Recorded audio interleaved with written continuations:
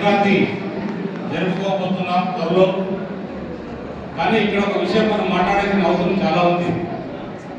ఈ మధ్య ఒక పేపర్లో చంద్రబాబు నాయుడు గురించి, తెలుగుదేశం పార్టీ గురించి రకరకాలుగా మాట్లాడడం జరుగుతుంది.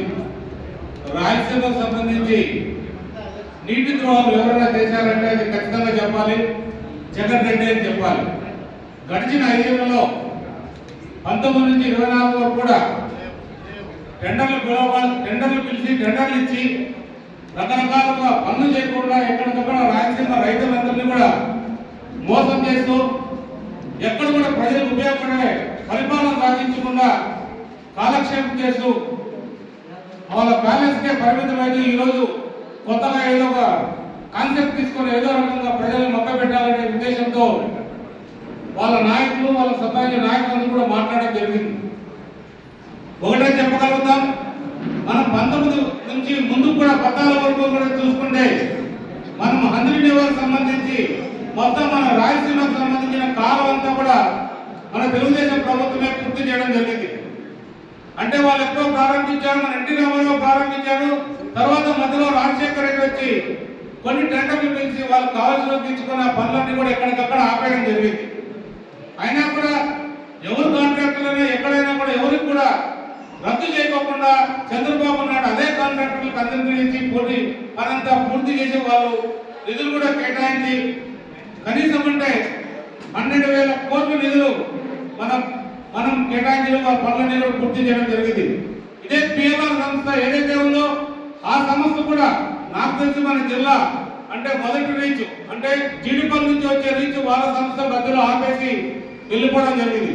తర్వాత బిఎన్ఆర్ సంస్థ వాళ్ళు కూడా మధ్యలో ఆపేశారు. తర్వాత రకరకాల సమస్యలన్నీ కూడా ఆపేయడం జరిగింది. మరి ఇక్కడ కాకుండా మనకి ఏదైతే కరువు ప్రాంతమైన మనకు మడక్సీన ఉందో లేదా పెనగొండ లేదా మనకి కదిరి ప్రాంతాలన్నిటికీ కూడా నీళ్లు ఎక్కడ కూడా కాలువ పూర్తి చేయకుండా ఎక్కడికక్కడ ఆ రోజున ప్లాన్ ప్రకారం ఎక్కడ ఇవ్వకుండా ఆపి మన కరువు జిల్లా అనంతపురం జిల్లాని నట్టేట ముంచిన పార్టీ ఏదైనా ఉందంటే అది ఖచ్చితంగా వైఎస్ఆర్ పార్టీ అనేది చెప్పాలి. వాళ్ళేదో మాటలు చెప్పడం, దౌర్జన్యాలు చేయాలని ప్రయత్నించడం కూడా వాళ్ళకి అలవాటే. ఇలాంటివన్నీ కూడా ఇంతకు ముందు కథేమో కానీ ఎన్డీఏ గవర్నమెంట్ చంద్రబాబు నాయుడు గారు, పవన్ కళ్యాణ్ గారు, అలాగే నారా లోకేష్ గారు, మోడీ గారి సహకారంతో మన రాష్ట్రాన్ని అభివృద్ధి బాటలో నడిపిస్తున్నారు. తర్వాత మనం వచ్చిన తర్వాత కూడా రాష్ట్రంలో ఎక్కడైనా కేటాయించినంత నిధులు మన ప్రాంతానికి కేటాయించారు. అంటే మన కర్నూలు నుంచి జీడిపల్లికి కావచ్చు, జీడిపల్లి నుంచి కూడా కదిరి దాకా కూడా అన్ని రిజర్వాయర్లు కూడా నింపడం, ప్రతి చోట కూడా రిజర్వాయర్లని నింపుతూ మన రైతులకి ఏ విధంగా సహకరించాలి, రైతులు ఏ విధంగా మనం, ఎందుకంటే హార్టికల్చర్లో అనంతపురం జిల్లాలో ఈరోజు మనం మొదటి స్థానంలో ఉన్నాం. అలాంటి అనంతపురం జిల్లా బాగుండాలి అన్ని రకాలుగా మేము ఆదుకోవాలనే ఉద్దేశంతోనే చంద్రబాబు నాయుడు గారు ఎక్కడ కూడా ఇబ్బంది లేకుండా రైతులకి నిధులు కేటాయిస్తూ ఎప్పటికప్పుడు కాలువలన్నీ పూర్తి చేసి ఈరోజు 3,800 క్యూసెక్కుతో పూర్తిగా ఈరోజు మనం జనవరిలో ఉన్నా కూడా ఇంకా 2 నెలలు 3 నెలలు నీళ్లు పడే పరిస్థితి ఉందంటే అది ఖచ్చితంగా చంద్రబాబు నాయుడు సహకారం ఖచ్చితంగా తెలియజేయాలి. అలాగే ఏదైతే మనం 3,800 క్యూసెక్లు ఉన్నాయో మన ప్రాంతానికి సంబంధించి బీటీపీ ప్రాంతానికి సంబంధించి మీరే చూశారు. గడిచిన 5 ఏళ్ళు గంపుడు మట్టి తీయకపోగా మరి నిధులు వేస్తారు. మీరే కదా కాంట్రాక్టర్లు, మీరే ఎందుకు చేయకూడదని. ఎవరైనా కూడా చేయాలంటే ఏ పార్టీ ఆ పార్టీ అని కాదు, ఎవరికైనా కూడా పని పూర్తిగా అన్ని హక్కులు కల్పించి రైతులకు ఇవ్వాలనే పనులు చేసే అవకాశం ఉంటుంది. మీరు బీటీపీ ప్రాజెక్టు పూర్తిగా నిర్లక్ష్యం చేశారు. మన కల్లందూరు ప్రాంతంలో రైతులు 95% మంది వ్యవసాయం మీద ఆధారపడ్డారు. అయినా కూడా మీకు లెక్కలేదు. ఇక్కడ మాజీ మంత్రిగా పనిచేసిన ఆమె ఏ రోజు ఏ గ్రామానికి ఏ ప్రాంతానికి వెళ్లకుండా ఇక్కడ ఇంటికే పరిమితం అయితే ఇంట్లోనే పరిపాలన సాగిస్తూ తనకు కావాల్సిన పనులన్నీ చేసుకుంటూ రకరకాలుగా మీరందరూ నేను చెప్పాల్సిన అవసరం లేదు. ఈ ప్రాంతం సంబంధించిన మన ప్రాంతానికి సంబంధించిన ప్రతి ఒక్కరు కూడా చెప్తారు. అవినీతిలో కూరుకుపోయిన మంత్రి, మాజీ మంత్రి అని కూడా ప్రతి ఒక్కరు చెప్తున్నారు. ఇక్కడ ఈ రోజు మనకు ఆ పరిస్థితి లేదు. మనకు ఆర్థిక శాఖ మంత్రి బయాల్ కేశవ్ గారు ఉన్నారు, నిధులు తీసుకొస్తున్నారు. ఆయన ప్రాంతం కాకుండా మన ప్రాంతాలను కూడా జిల్లా అన్ని ప్రాంతాలని అభివృద్ధి చేయడానికి కంకణం కట్టుకున్నారు. అంటే మంత్రి అంటే మనం అన్ని రకాలుగా సహాయ సహకారాలు అందించుకుంటూ పోవాలి. అలాగే సవితమ్మ కావచ్చు, అలాగే సత్యకుమార్ యాదవ్ గారు కావచ్చు. మన హాస్పిటల్ నిధులు కావాలంటే మన 18 కోట్ల నిధులు విడుదల చేశారు.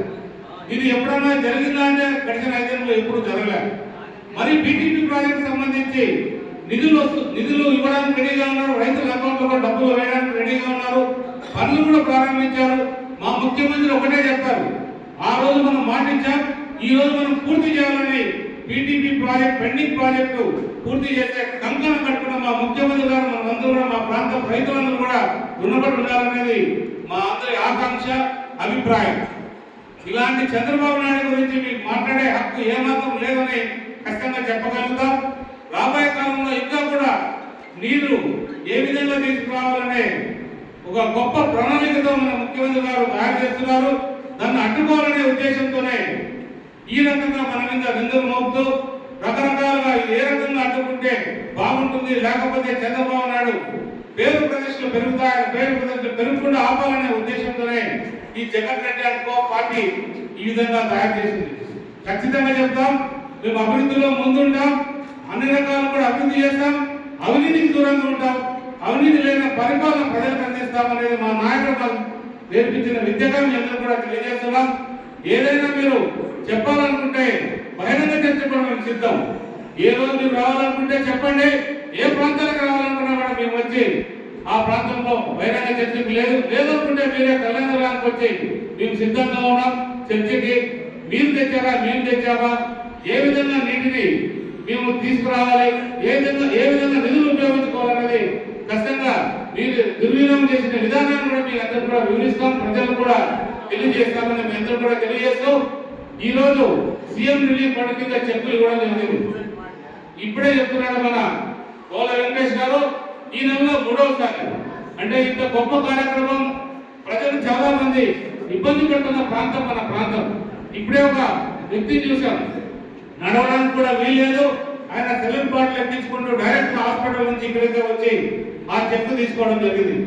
అలాంటి పరిస్థితులు గమనించి మన ముఖ్యమంత్రి గారు ఎప్పటికప్పుడు మన ప్రాంతానికి నిధులు కేటాయిస్తూ మొన్ననే 10 రోజుల క్రితము ఒక ఇన్స్టాల్మెంట్ ఇచ్చాం. మళ్ళీ ఈ రోజు ఒక 24 లక్షలు 25 లక్షల్లో కూడా ఇవ్వడం జరిగింది. అంటే మన పైన ఇక్కడున్న ప్రజల పైన ఎంతో విశ్వాసంగా ప్రజలకు ఎప్పటికప్పుడు అందిస్తూ సహాయ సహకారాలు మన ముఖ్యమంత్రి గారికి, అలాగే నరేంద్ర మోడీ గారికి, అలాగే పవన్ కళ్యాణ్ గారికి, మన నారా లోకేష్ గారికి అందరూ కూడా మన ప్రత్యేక కృతజ్ఞతలు చెప్పాల్సిన అవసరం ఎంతైనా ఉంది. ఇంకా కూడా ఈ కాలంలో రాబోయే కాలంలో మనం అన్ని రోడ్లు కూడా అభివృద్ధి చేసుకోబోతున్నాం. కారణంగా చెప్తున్నా, రాబోయే 3-4 సంవత్సరాల్లో ఎక్కడా రోడ్ లేని ప్రాంతం అంటూ కళ్యాణదుర్గంలో ఉండదని ఖచ్చితంగా మీ అందరూ కూడా తెలియజేస్తూ ఈ విషయాలన్నీ కూడా ప్రజలకు తెలియజేయాల్సిందిగా విజ్ఞప్తి చేస్తూ జై హింద్.